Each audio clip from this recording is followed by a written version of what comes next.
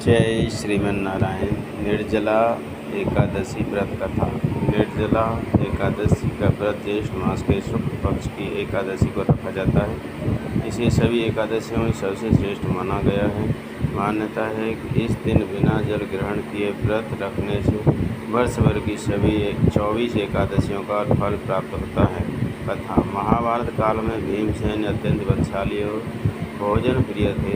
उनके चारों भाई तथा माता कुंती सभी एकादशी का व्रत रखते थे, लेकिन भीमसेन भूख अधिक लगने के कारण व्रत नहीं कर पाते थे।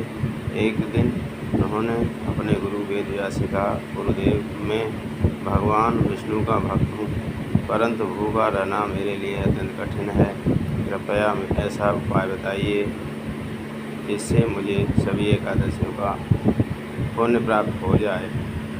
तब महर्षि वेदव्यास ने कहा, हे भीम, यदि तुम वर्ष में केवल एक बार ज्येष्ठ शुक्ल एकादशी के दिन सूर्योदय से लेकर अगले दिन द्वादशी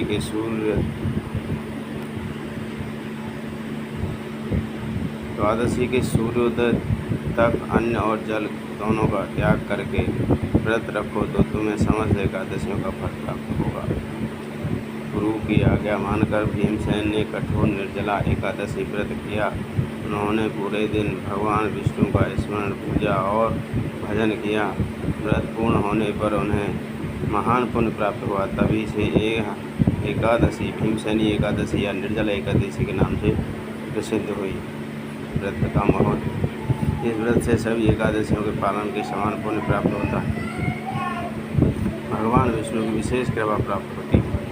पापों का नाश होकर मोक्ष की प्राप्ति का मार्ग प्रशस्त होता है। दान, जप, तप और पूजा का विशेष फल मिलता है। व्रत पारण। द्वादशी तिथि में भगवान विष्णु की पूजा कर ब्राह्मणों को जल, वस्त्र, फल, पंखा, छाता आदि का दान देकर व्रत का पारण किया जाता है। व्रत मंत्र है, ओम नमो भगवते वासुदेवाय नमः। भगवान विष्णु की कृपा से सभी भक्तों का जीवन सुख, शांति और समृद्धि से परिपूर्ण हो।